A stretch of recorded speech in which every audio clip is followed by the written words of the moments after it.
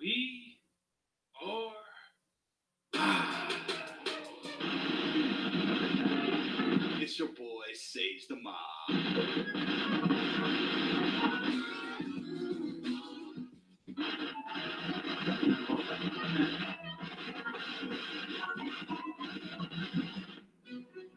Good evening, and welcome to the Great Debate 2, starring two-time Daytime Award winner, Sage the Mark. Haha, it's my turn, snitches. And four-time nominee, Ben Goosen. Good evening, ladies and gentlemen. It's your boy Sage the Mock. You know what is going on, guys. You know, coming to you guys live. On that CPT time. That's how I do it. That's what I do. Got these paperwork here for that great debate going on. But I have to say one thing. Ben Goosen, hell of a job stating your case last week for the great debate. But you know what? I got some shockers of my own. Some shockers that are gonna tear the world apart. Everybody's gonna be talking about it because your boy says I'm gonna lay down the law on how it's supposed to be, son. So let's do this. Let's go. First and foremost, thank you so much, guys, for tuning in to It's Real Wrestling Podcast. If this is your first time listening to us or hearing us or seeing us, welcome. You guys can hit us up on Twitter at Real WrestleCast on Twitter. But don't forget us at Patreon, patreon.com/IRWP. There you can find all the great stuff, everything It's Real Wrestling Podcast related, behind the scenes, all those good stuff. And also IRWP.us. That is our website. That's what we do. And how y'all doing, man? How are y'all doing? I am so excited to be talking about the great debate too, talking about the real stuff that's going on, brother. The things that are getting to us. We're about to dive into it today, this week. But before we go ahead and do that, let me just kind of explain to you what the great debate is.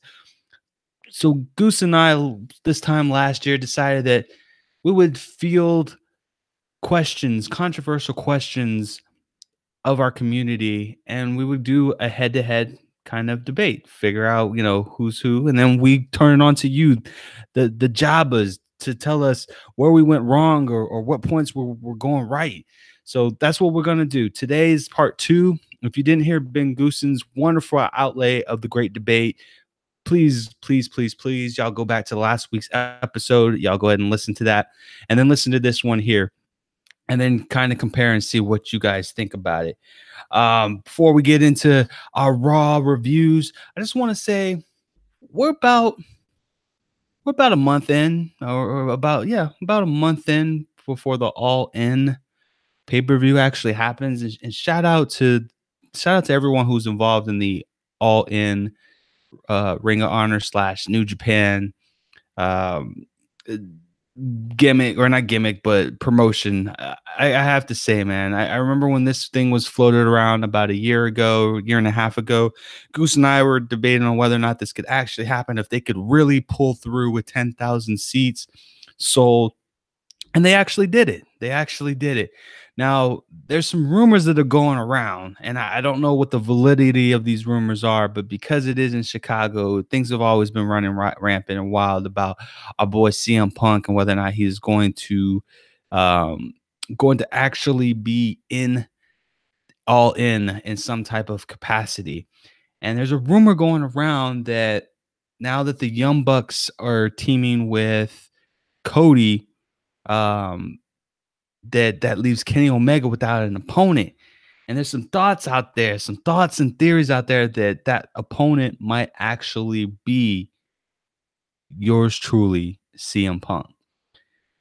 Now, I, like most people, would love to see CM Punk back in the ring in some field of capacity. We all know that he's gone on record saying that it's not something that he's really into anymore, and that he's trying to change his stance and everything like that on wrestling. But once you go into wrestling, once you've been doing it for a long time, you always come back. You got that old adage about wrestling, you always come back. And CM Punk may not be the exception to the rule. But again, this is only speculation. We still got about a whole month left, maybe a little under 28 days left before the All In thing comes out. So we'll see how that rolls out. I can't wait. So with that being said, and for those people who are football advocates, football starts this week. At least the Hall of Fame game starts this week. Preseason's proceeding after that.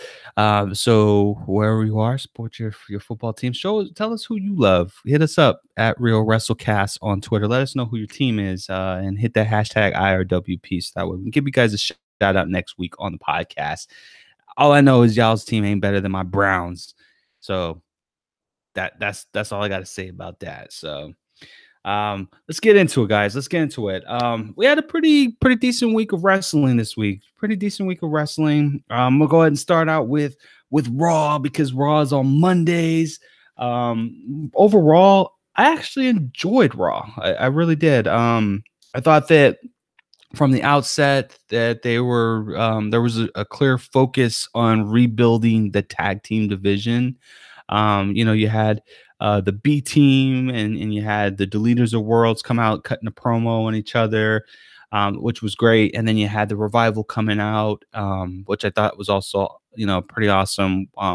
There were some sightings of AOP, just not particular in the segment. So it looks like the WWE, as far as Raw is concerned, is still focusing on the tag team division. It's just going to be a slow build. Now, I posed this question to Goose a couple weeks ago, man, that maybe what we get to see is the tag team Apocalypto match, which is like the final deletion version for tag teams in the broken universe. And I'm hoping we see that, and maybe the outcome will be the birth of a new tag team division. So interested to see how exactly that turns out. I will say that the highlight of the evening for me, and I'm probably in the minority when I see this, is right before the tag team promo started, Sonic came out with a Legends flashback commercial, which I thought was amazing. And what better person to put in that spot than your boy, Mr. Perfect. Absolutely loved it. I had to take a double take when I saw it. They showed all of his best vignettes, including the famous throwing the ball behind you from half court and it going into the basketball and throwing the ball from the 10-yard line and going all the way 90 yards to catch the ball to make a touchdown. Our boy, Mr. Perfect. We got to see more of those. And SmackDown had it. SmackDown has something similar. They had the $1 Million Man, Ted DiBiase, and I absolutely love that promo as well.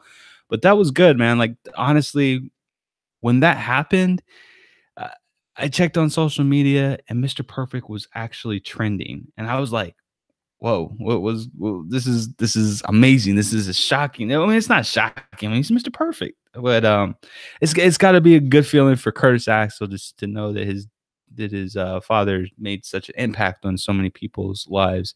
I still feel like arguably he's one of the greatest intercontinental champs of all times and one of the greatest, if not the greatest wrestler who never had the WWE title. Love Mr. Perfect. May he rest in peace, man. Love that guy. After that, one of the highlights of that I'm enjoying on Raw is Kevin Owens, man. I every week I get more and more impressed with this Braun and Kevin Owens storyline. During Braun's match with Jinder Mahal, Kevin comes down the ring as a distraction and steals the briefcase. I mean, this is great. This is sowing the seeds of doubt of Braun Strowman, saying that, hey, you can get distracted. All I gotta do is get you counted out. And if I get you counted out, it's over for you, son. I got the money in the bank, and I'm cashing in on Brock Lesnar, and that's that. And I'm the new Universal Champ, the first ever 2-time Universal Champion. Well, actually, I guess he would be the second time because he would Brock Lesnar would be the first time taking the belt back twice. But we all know how we feel about Brock Lesnar and holding that belt, but that's whatever. And speaking of the main event of the company, the program starts the night with Brock Lesnar and Paul Heyman, and basically saying that, hey, Brock Lesnar doesn't give a crap about anybody. I mean, this isn't anything new that we've heard. It's unfortunate that this is the storyline that they have gone to. I kind of took to be honest with you, I kind of took a different approach to it. And I don't know if this was intentional or not, but the way that I was seeing things was Brock Lesnar was going to wait everything out until the very last minute of the night. And I honestly thought that maybe Braun Strowman ahead of his match, because they even hinted to it. I think that there was like a backstage segment saying that between Kurt and Kevin Owens, that even though you guys have a match for the briefcase, technically speaking, he can still cash it in at any time because he's the owner of the briefcase. So I had thought that maybe that was the swerve or the slight that WWE put in there, but I legitimately thought that they were going to have him cash in on Brock at the very last minute of Raw. And I thought that would have been, like, to me, that would have been amazing. Like, I don't think anyone would truly see it coming just because of all of the things that they've put into place. But at the same time, I liked it because I actually still became a mark, because I thought that was going to happen with all the seeds that they were planting, and they actually didn't have that actually happen. So it gave a little bit of unpredictability for it. And for that, I definitely appreciate it. I mean, it's one of the reasons why I love wrestling. If you can keep me guessing at every point in time, I'm all for it. I think that we need more of that. But again, Brock is the whole theme between the Brock and the Roman thing is just WWE is basically trying to garner some sympathy for Roman Reigns by making Brock Lesnar out to be the bad guy. Like how he was constantly saying in the back to Paul Heyman that he doesn't give a crap about WWE. He doesn't even watch the programming. He doesn't care about anything. All he wants to do is to sit back, eat a steak, and watch and listen to, or not watch, but read his manly magazines like the Outdoorsman or whatever. Funny thing though, as soon as that money shot with him opening his magazine out, there was like tons and tons of memes of Brock Lesnar with that. In fact, I think the Young Bucks actually did one where they had the cover to Nick's children's magazine. So it showed Brock actually like opening up the Young Bucks magazine, which I thought that was brilliant and amazing. And that was pretty quick too, man. Like literally those memes were going up within like 5 to 10 minutes after that money shot with him opening it up. So I thought that was pretty freaking hilarious. Towards the end of the night, we saw Brock Lesnar put hands on Roman Reigns, and he put hands on Paul Heyman. No, not Roman Reigns. Roman Reigns had to leave for the night. I'm sorry about that. He put hands on Kurt Angle, put him in the F5, knocked him out, and then went after Paul Heyman. So, forgive me if I've seen this tune before. And I commend WWE for trying to again slide us in a different direction. But we have seen Brock Lesnar put hands on Paul Heyman before, only to dupe us in the end. That, hey, guess what? Paul Heyman's still, or Brock Lesnar's still a Paul Heyman guy. He's still running the show, so nothing new to see here. So I honestly think what's going to end up happening is, and this is, it could change the next couple of weeks, but what I envision it happening is they're going to sow dissent between Brock and Paul Heyman leading up to SummerSlam, to where it looks like Paul Heyman is going to be turning on Brock Lesnar, but he doesn't. He ends up beating Roman Reigns, which is going to piss off all of us, and then we get a cash in at the very end. I foresee that happening. The only thing that I can't say that I'm invested in this story, because I'm really not. I really don't care about this story at all. The only thing I really care about, and I think that we can universally, no pun intended, say amongst each other, is that the belt has to come off of Brock Lesnar. It needs to be on someone. It, Raw needs a belt to revolve their storylines around, and they don't have one. I mean, this storyline has been going on for the better half of a year and a half, 2 years. We need new, fresh blood on that belt. So what I'm hoping. Uh, I'm hoping the belt comes off of Brock before SummerSlam, but we don't. Who knows? I still think that they're just going to be playing up this whole descent between Brock Lesnar and Paul Heyman, in the effort to dupe the crowd. But ultimately, what's going to end up happening is Brock is going to lose to the cash in, which will be his. This will be the second time that he's lost a cash in, a belt to the cash in. So we'll end up seeing that. But Goose brought up a good point, which is actually going to bring us into our first question for the great debate. Oh yeah, brother, hit the music. All right. So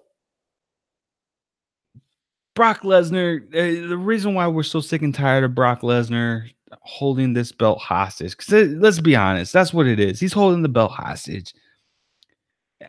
And that begs the question, are part-timers like Brock Lesnar, are they really good for wrestling? So my take on it is it depends. The answer is yes and no. It can be beneficial, but it really just depends on what your perception of part-time is. If you got someone who's defending, or you have a part-timer who is holding a prestigious belt and only defends that belt once every a quarter, or 4 times a year, then no, it's not going to be great, because one, especially with a weekly format, it's not going to be great because the belt is part of the storyline, and how are you going to get your other characters or develop your other characters around the belt when it's not even present? If no one has an opportunity to actually take it off of the champion, I mean, it's not a good thing. I mean, for part-timers like Brock Lesnar, it's not a good thing. Now, we've had other part-timers who have actually done this great. We've had Chris Jericho, who's been a part-timer. He did 4 months in and 6 months out, or 4 months here, 2 months out, 4 months in. That was his part-time schedule, and it worked great. He had feuds with Jericho. I'm sorry. He had feuds with AJ Styles. He had feuds with Roman Reigns. He had feuds with Kevin Owens, and it worked out great. And it wasn't too much. Like, whenever it felt like it was oversaturation of Chris Jericho, they'd pull him back. He'd go on vacation. Then he comes back. That type of part-time is good. Alberto Del Rio, he was a part-timer.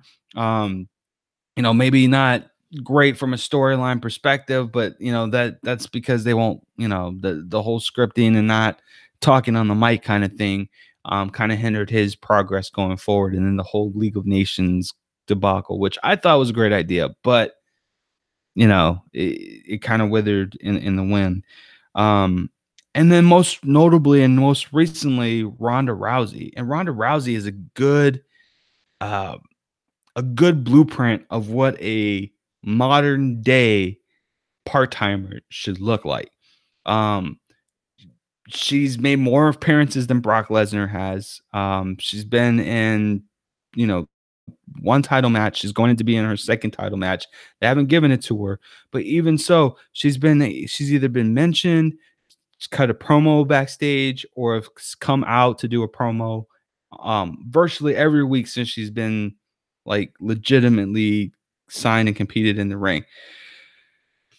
That kind of part-time I am absolutely okay with. But again, you got to strike that balance. Being a part-timer doesn't mean that it's an excuse for you to be lazy in the booking itself. If you're going to be a part-timer, make sure that you're creative and your booking makes sense. Don't sign people to only make 12 appearances a year. That doesn't do anything for anyone. It's not good. Now Goose brought up another interesting question is whether or not MMA stars are good or bad for the WWE. Now, I think that when you conceptualize this idea of what wrestling is today versus what it was 10 or 15 years ago, the landscape of it is completely different. We went from like over the top, flamboyant, and crazy character types like Glacier and like um, Ernest the Cat Miller and uh, The Rock and Stone Cold Steve Austin to a more of of breaking kayfabe type of wrestlers like The Miz and John Cena. And this generation and this era is a little bit more in tune with realism, but more realism and aggression. And with that, it's a change in the times. You have different styles of wrestling. You've got strong style, you've got the British strong style, you've got American wrestling, you've got luchador wrestling. And the natural progression, in my opinion, is that MMA is going to, like, the hybrid of MMA and wrestling is the next form art for professional wrestling. I think it works. But you want to be careful that you're not oversaturating or not bringing in too many stars from the MMA to overshadow those who are actually passionate about the craft of wrestling. Because then your chemistry in the ring will suffer if you have that. So although, and I said this 2 weeks ago, although I think the MMA is great for wrestling, bringing in those MMA stars for wrestling, I think we need to be careful with how many people that we put in, and that we're not just putting in their names just to be, just to drive in um, traffic, drive in people, because ultimately, if they're not a good fit, like to me, Conor McGregor he's great at cutting a promo, but I can't see him ever taking or being serious or passionate about professional wrestling at all. I can't. Maybe a couple years ago I might have said the same thing about Ronda Rousey, and now I see her. It's different, but with Ronda Rousey, you can actually see the passion in her, like, wrestling. Like, it comes out in everything that she does. She's a natural and born character, whereas McGregor doesn't come off like that. DC is also one that many people are talking about right now. I don't think DC would like he's great at promos, but his look, his passion for wrestling, I don't think that it would translate very well on the screen. I think you could do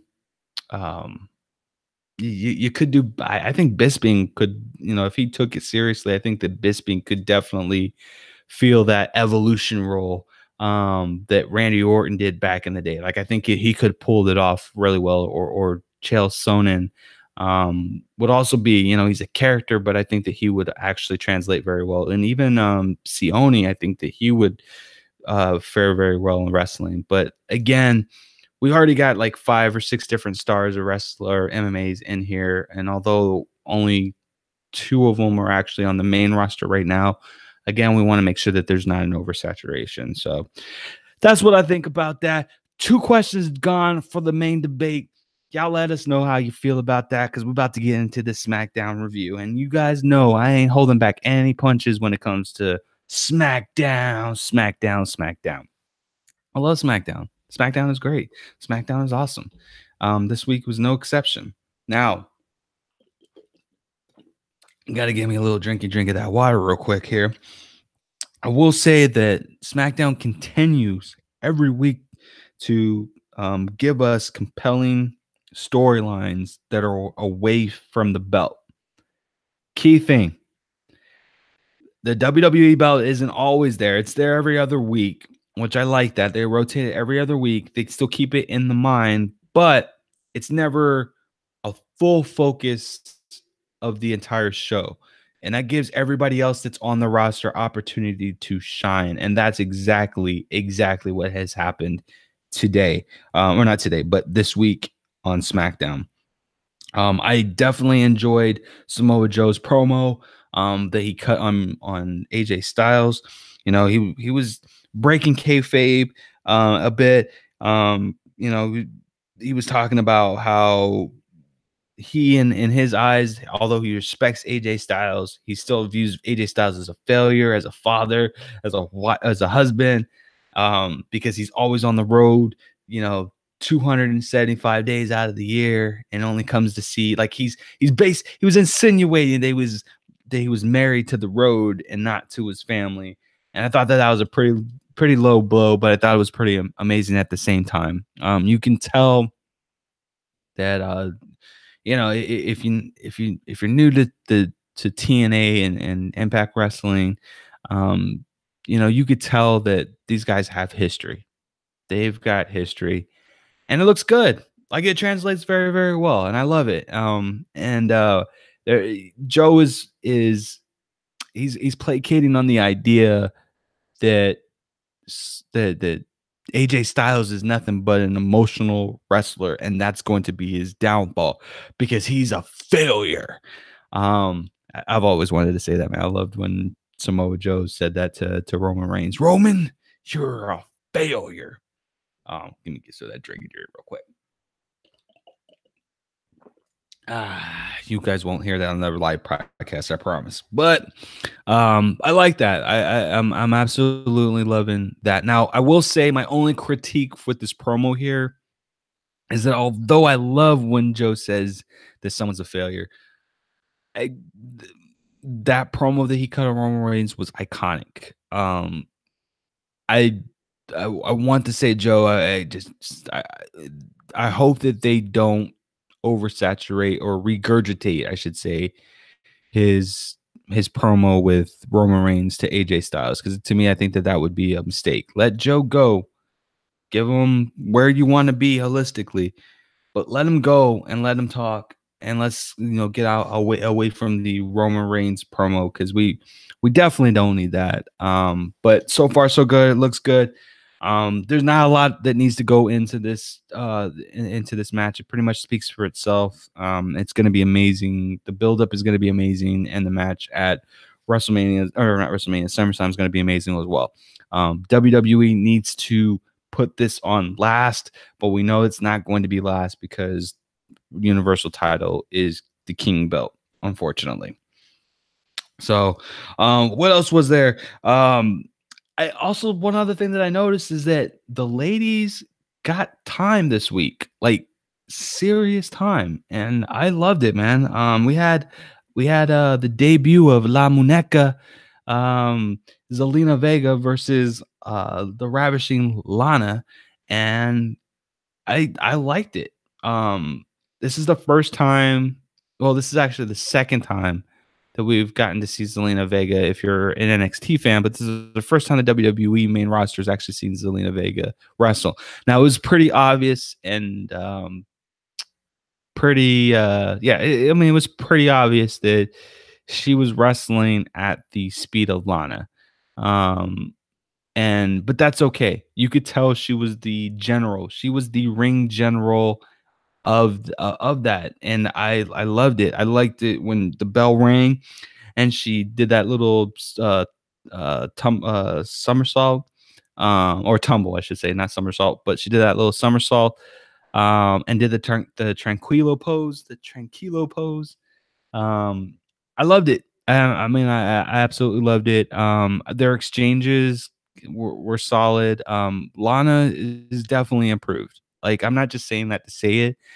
She's improved, and you can tell she is, she's trying her best. And I can't fault anyone for coming into wrestling with a different background, and actually trying to make things work. And so, big ups to Lana. You know, he's making a believer out of me.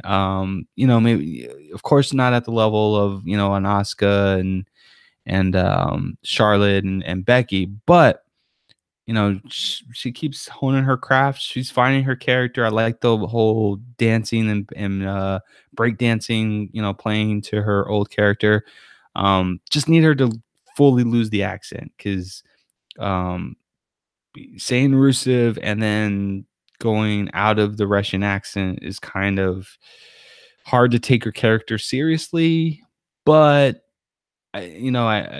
it's a minor thing, nothing to be really upset about or anything like that. So, but yeah, great matchup between those two. I cannot wait until Zelina Vega fights like Becky Lynch or Charlotte or the Iconics. Like I want to see her like really go like how she was with Candice LeRae in NXT. So it's going to be very interesting. I don't know how much she's going to use, how she's going to be used going forward. I don't want her to be a full-fledged member of the women's division, but and with that being said, her Nikki Cross. I know Nikki hasn't debuted yet, but her Nikki Cross would be amazing too. I would like that. Even as a tag team, like if they were tag team partners, sign me up all day. That would be money. But I can't wait till she does her first assault on the guys to help almost win the match. Like that's where she shines the most. And I'm hoping that we get to see that sooner than later. Speaking of the ladies, like I said, they gave the ladies time this week. We had Becky Lynch, her storyline. Paige apparently tells Charlotte that, hey, welcome back. Guess what? If you can beat Carmella this at the primetime slot, you're going to be seated in as a contender for the belt at SummerSlam. Now, like on its face value, Charlotte being in this three-way, like with no contentionship whatsoever, she basically lost the belt, and she's given one opportunity right out of the gate when she returns to fight for the belt. On its face value, it's not something that I like, but Becky, her mannerisms about her 50-50 chance to 33 and a third chance, I'm liking it. Like you can see the dissent that's in her facial expressions and her being down. Like, yeah, I'm happy for my friend. But guess what? I feel a little bit slighted because I worked my butt off to get this spot and you didn't. So I'm thinking that we still got like 3 weeks left before SummerSlam. I'm hoping now that Charlotte is in this three-way dance, I'm hoping that next week Asuka vies for the belt and she gets added, which causes more dissension between Becky Lynch, ultimately turning Becky heel at SummerSlam. That is my vision, my view of how I would like to see it. I liked Becky when she was a heel at NXT. I thought that was it was amazing for her to be a heel. I liked her as the face of SmackDown, but unfortunately with Charlotte being there, she's overshadowed by her, and it's not by talent. It's just the fact that Charlotte is there that overshadows her. But I'm hoping that she gets that shine back as a heel wrestler, but we'll definitely see. So before we go into not the Universal, but the United States title and everything that went on this week with the United States title, I got to take a little break. I got to pay homage to a sponsor. You guys want to know who that sponsor is? Y'all listen. That's right. That sponsorship is sponsored by Cold Ice Cold Water. Gotta love it. All right. So the next step, or the next, let's get into this next question for the great debate. Let's hit that music for the great debate. That music should be playing, but it's not playing right now, but it should be playing. Jeff Hardy. Now, Jeff Hardy has been around for nearly 2 decades now. Mostly as a tag team partner with his brother Matt. But the question that Goose has slided onto us from the community is that could Jeff Hardy, had all the bad stuff not happen to him with the drugs and the the alcohol abuse and everything in between, had all that bad stuff not happened to our boy Jeff Hardy, could he have been as great and over as HBK, the Heartbreak Kid, Shawn Michaels? Now think about that. We're talking about putting Jeff Hardy over Shawn Michaels. Now, full disclosure, I am not the biggest Shawn Michaels fan. In fact, I think that he's one of the worst wrestlers ever. However, he is the greatest entertainer of all time, which that's the name of the game with professional wrestling, is entertainment. So, with that being said, I've got to say the Nano, my brother. What a ta. There is no way in heck that Jeff Hardy, without all that bad stuff happening, like if he had a clean slate, a clean bill of health, that he would be as great as Shawn Michaels is today. And why do I say that? I say that for a couple of reasons. One,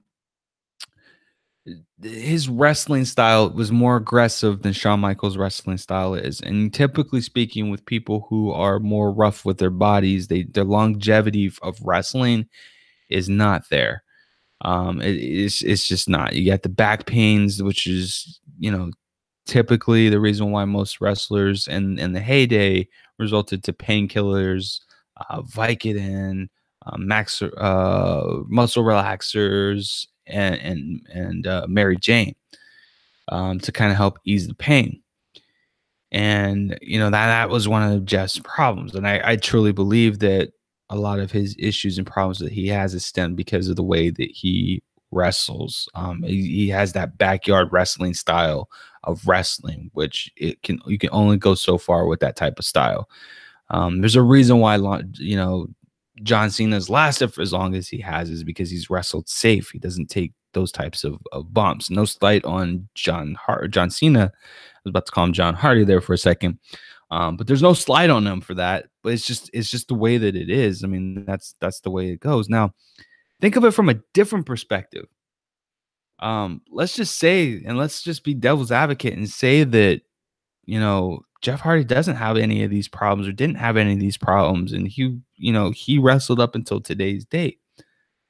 I still think that he wouldn't be as great, because a lot of his iconic characters that he has were outside of WWE, which means that he had creative control or assistance with creative control over what his character looked like. And we all know that in this climate of WWE, your character isn't dictated by, unless you're the New Day, your character isn't really dictated by how you feel, but how the company feels, more specifically Vince McMahon.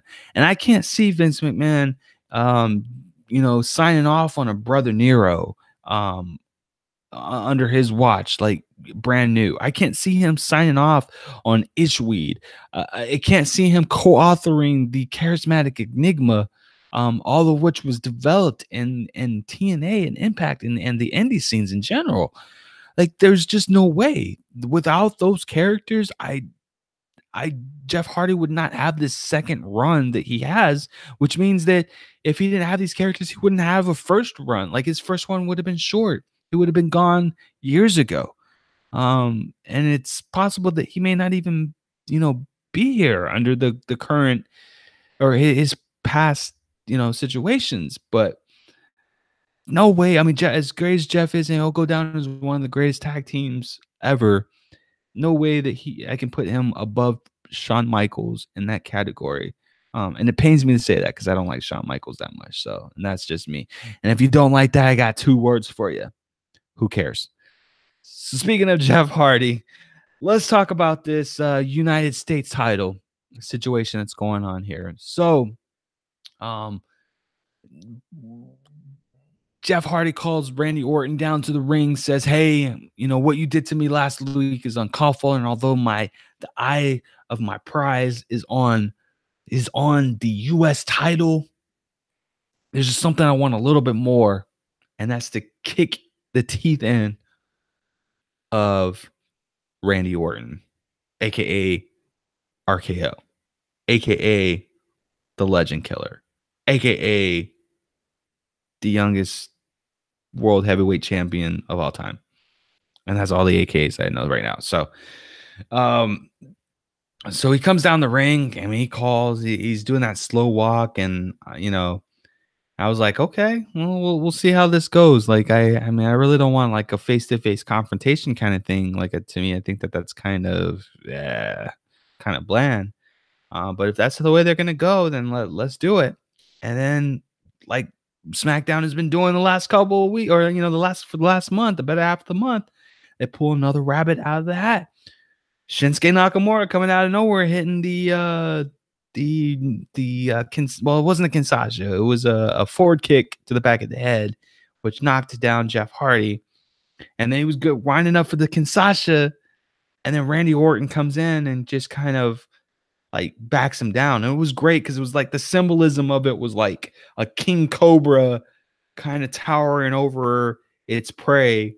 And Shinsuke was kind of like whimpering, like, okay, I won't touch him. And then Randy Orton gives him the okay, and then he gives him the Kinshasa, or since Shinsuke gives Jeff Hardy the Kinshasa that puts him out. So I'm intrigued. I'm intrigued. I know that this is going to ultimately end in a triple threat match. Like, the writing's on the wall with it, but how we get there is what I'm most interested in. I want to see how we get there. Like, I want to see the moment where Shinsuke and Randy Orton are at odds, and how exactly is that going to happen? I seriously think that Shinsuke is going to be the one who first strikes against Randy Orton, because if you remember what he said in his promo that night, and it might have even been last week. I think it was last night, but I think it might have been last week. He had said that you're yes, you are the Viper, but I strike too. Like, don't worry about, I don't have to be fully worried about you. I could be worried about, you should be worried about me.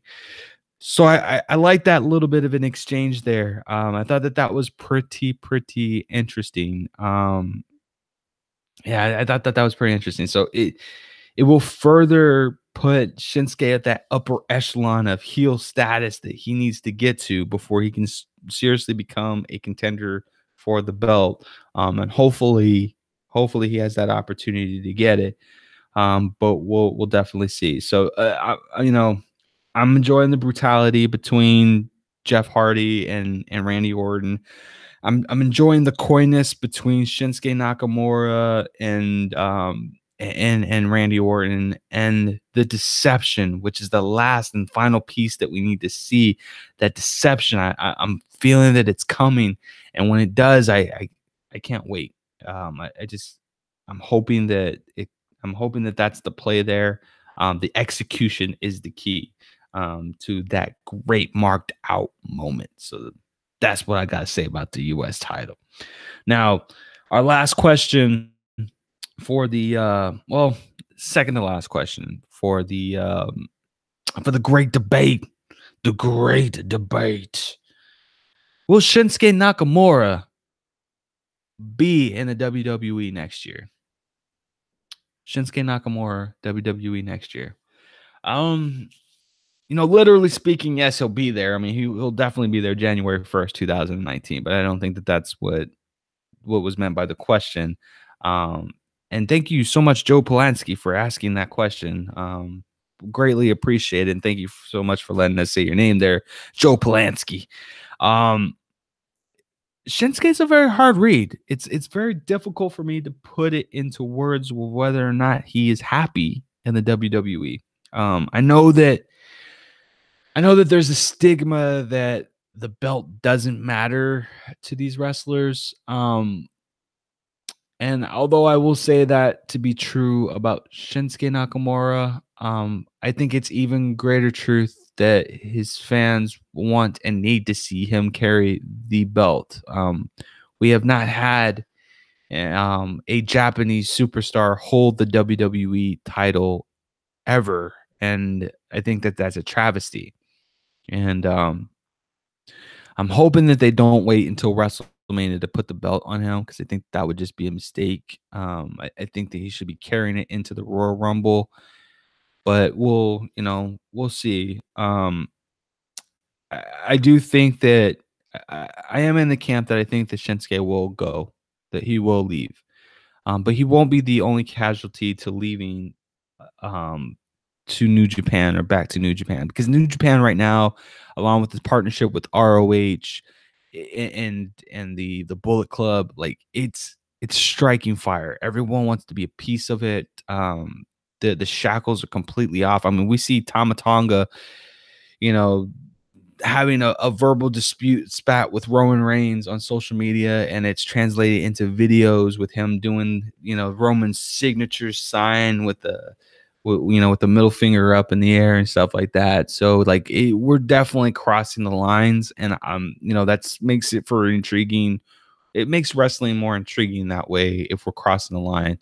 I think that there could be more work to be done with Shinsuke if he does end up leaving. Although I will miss him to be on the main roster, I think that he will ultimately help bring more eyes to NJWP from a mainstay perspective.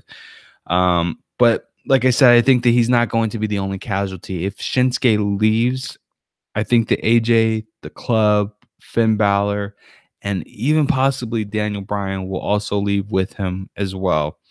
The question to me, the more important question is, will WWE survive if all of these wrestlers leave at the same time?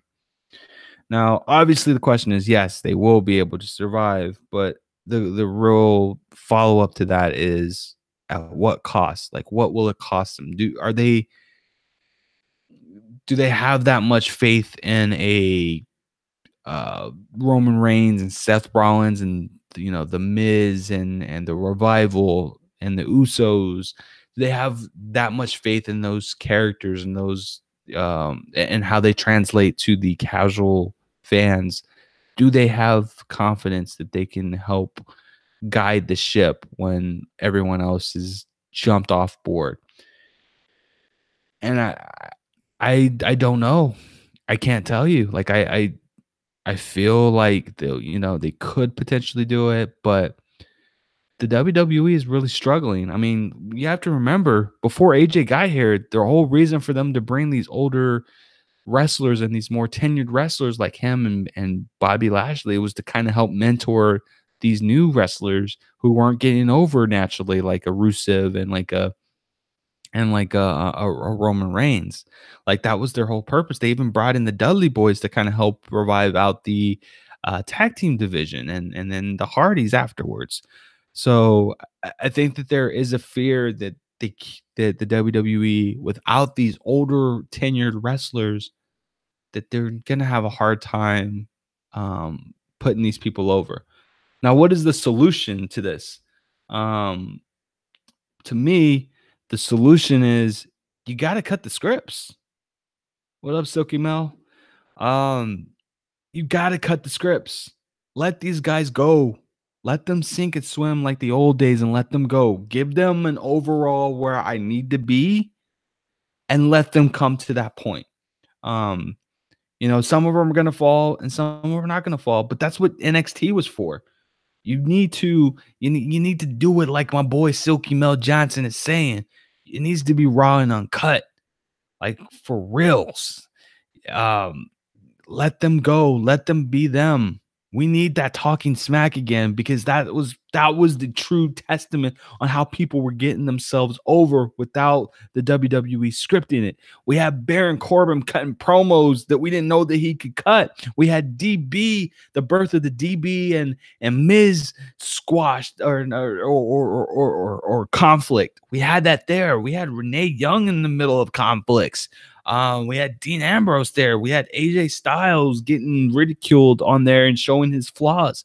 And then him coming back and nailing the house where AJ Styles built. Like all that culminated because you let these wrestlers do their thing. Let them do their thing. We in the age right now where they can do their thing. So just let them do their thing. And with that, I'm going to take another break to pay homage to our sponsors. That's right. Water. You can't live without it. All right. So rounding this out here, the last and final question of the night. And I gotta say, Goose, I know this was your question. Don't be coy with this question. Don't try to sneak it in like it was one of the fans who asked this question, because it wasn't one of the fans who asked this question. This was you, fool. You did this to me. You know what? And I'll get you back. No one gets over on Sage the Mark. I'm like Roman Reigns. Nobody gets over me. And if they do, I'll be like Triple H and I'll bury him with my golden shovel, because that's what I do, son. Last question of the night. Will 205 Live be gone in the next 2 years? And I don't even have to be a genius or I don't have to listen to last week's episode to know where Goose falls in this category. And Silky, I know that question wasn't from you. Quit trying to cover for your boy Ben Goosen. He ain't even here this week. My answer to the question is absolutely. 205 Live will be here next year. It's like 205 Live is the equivalent to Superstars, what Superstars and Velocity was back in the day. You had to have that filler. You had to have that. It's also a second chance to get people over who aren't getting over on the main roster. So that's that. But you can use this platform, and they have been using this platform as their pre-shows for their pay-per-views. And I've got to say, though, some of these matchups that they've been having on 205 Live is main roster worthy. And although I understand why they put these things on the pre-show, I think they're totally wrong with that perspective, man. We've had classic matches between Buddy Murphy and Mustafa Ali. Right now we've got our boy Drew Gulak going against our boy Cedric Alexander for the heavyweight belt. We've got Kalisto there. We've got Hideo Itami. We've got Akira Tozawa. We've got a ripped TJP versus oh my goodness, what is his name? Noam Dar. Like, seriously, it's 205 Live is good. Y'all don't worry about 205 Live, because 205 is good. Now, Silky Mel was saying that 205 Live is like watching Thunder back in the days, in the WoW days, and he's absolutely right. You need that filler. You need that filler for your rosters, for your pre-shows, and it's great. The only problem with 205 Live is that there's not enough promotion for 205 Live. This used to be a Raw thing until they split it out by itself, which is fine and dandy. But the only brand that is actually paying homage to it is SmackDown. And they're weaning away from it as well. So I'm noticing that as well. Some of it has to do with the fact that they're promoting Ms. and Mrs., which is hilarious, by the way. I'm not a fan with reality TV shows, but that one I did actually have to try to watch and see it, and that one's freaking hilarious. Absolutely love it. Seems more like a comedy than it is an actual reality TV show, but I digress. But 205 Live it's good, man. The quality is getting better. They've got great matchups. The matches run from 35 to 45 minutes. Everyone gets an opportunity to go. The exposure overall is low, but again, more promotion will help that. I think the WWE has like a lot of good things coming down the pipeline right now, in terms of specials, network specials. We're getting the NXT UK weekly program. We've got the Mae Young Classic, which I'll be covering as it happens in the next couple of weeks. We've got the 24-hour special coming up. Although one of them is, I'm assuming, is going to be around Hulk Hogan, which I'm going to have to take a pass on it. Y'all know my feelings about that. Expressed that 2 weeks ago. But they've got a lot of things coming down the pipeline. So yeah, we'll see how it goes, man. We'll see how it goes. So that was the great debate. Now the onus is on you guys. If you heard that last week's episode with Ben Goosen, you heard my take on it this week. Now it's your turn to determine who had the better points. So what we ask you to do is go on to there will be a poll, but I'm going to post a poll on our Patreon. And I'll leave it free so you don't actually have to be a Patreon, but if you can be a Patreon, that's even better. But y'all visit our Patreon, patreon.com/IRWP. I'll put it up this weekend, the poll. Going to give you guys an opportunity to listen to the podcast before putting up the poll. So look for the poll on Saturday. Vote on who you thought had the best points, which points you differed on either one of us. And let us know. We want to know what your opinion is on it. We're going to take that feedback. We're going to put it on our podcast next week to discuss, what other people thought about it. And even, even if you don't go on our Patreon, you can actually just give us a call and leave up your view and your takes on those at 419-777-IRWP. And I'm going to do you another solid. I'm going to go over those questions real quick with you guys so that way you know where to go and what you guys are responding to. So, the very first question is, are part-timers good for wrestling? The second question was, are MMA stars bad for WWE? The third question was, could Jeff Hardy have been more over than Shawn Michaels? The fourth question was, will Shinsuke Nakamura be in the WWE in the next year? And then the last question is, will 205 Live still be around in 2 years? So again, y'all hit us up, 419-777-IRWP. Hit our Patreon, patreon.com/IRWP, and let us know how you feel about it. Silky is going, he's going off in the chat there. So since we live and we doing this live, unlike Ben Goosen, who decided to phone it all in and upload it later, and then left your boy Sage the Mark to actually upload the episode on YouTube for our YouTube fans. Your boy had to do that. I'm gonna give him a lot of crap for that next week. So I'm gonna Silky Mel says, are part-timers good for wrestling? He is saying nope. Are MMA stars bad for WWE? He says nope. His third question, could Jeff Hardy have been more over than Shawn Michaels? He is saying a resounding yes. He feels that he would have been. So that's interesting. Silky, you're gonna have to expand on that thought. You got the call letters. Let us know. So with that being said, I did want to I know that I briefly went over the Brock Lesnar situation, but earlier today I read an article on Shinsuke Nakamura and his viewpoint on Brock Lesnar and how he viewed Brock Lesnar when he was in New Japan. So I wanted to actually read that to you guys because I thought that it was pretty interesting, the insight of it. And it kind of summarizes and helps. It hits on so many good points that I have always said about Brock Lesnar, specifically for as it relates to wrestling. So in the article, he states, the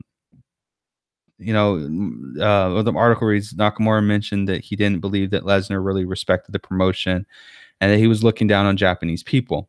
So he says, and I quote, part of that was luck, but that match was seriously rough. First, Lesnar was saying all this stuff about how he respected New Japan, but it felt to me like that was just for show and that he didn't really respect the promotion.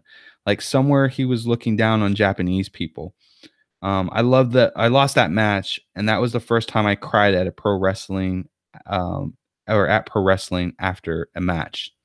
He goes on to say, it was the main event at Tokyo Dome, and this was pretty hollow stage, and I knew I hadn't fought that way I imagined I would. And there was like this temperature difference between me and Lesnar. I didn't get the sense that he had any love for professional wrestling. It felt like he was just doing his job. I felt like this was too much, that he was seriously scoffing at us. Lesnar won the championship. He took the belt home.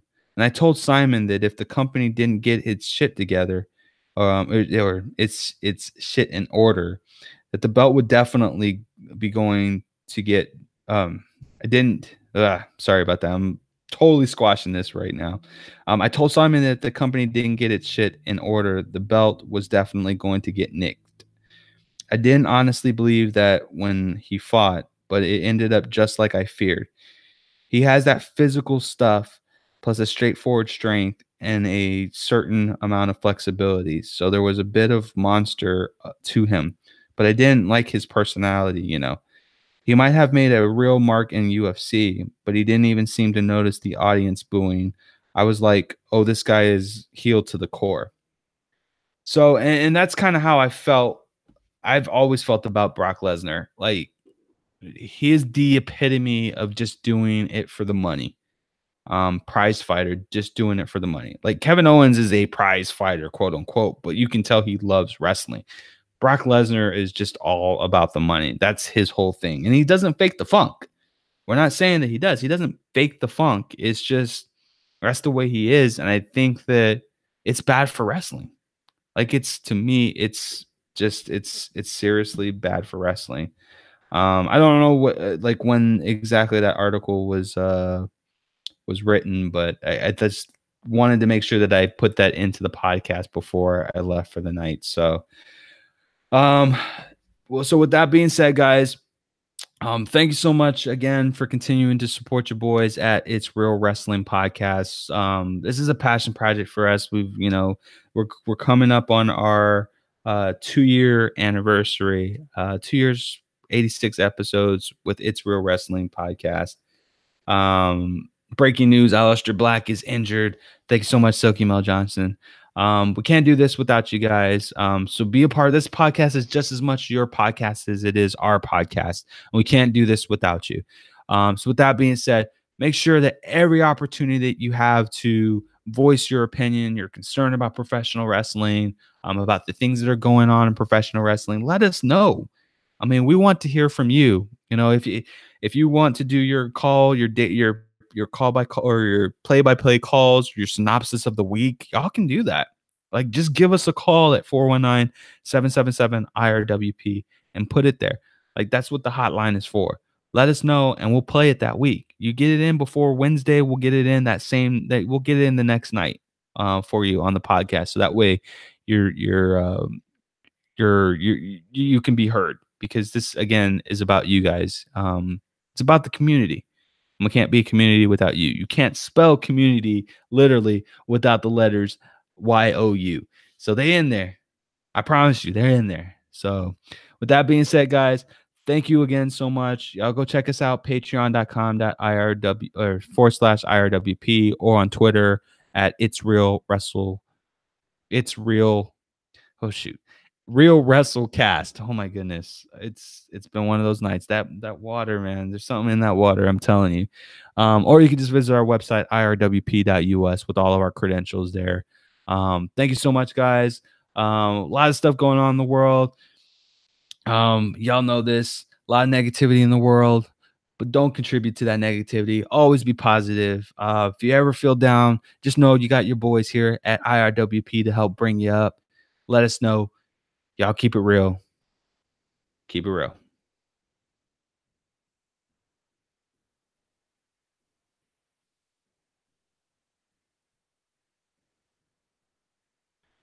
Hey guys, what's up? Thank you so much for listening to this week's episode of It's Real Wrestling Podcast, The Great Debate 2. Y'all make sure to show some love at your boys at It's Real Wrestling Podcast at IRWP.us, or visit patreon.com/IRWP. Remember, the thoughts and opinions expressed by the hosts and or guests are that of the host and our guests and do not reflect IRWP. Y'all keep it real.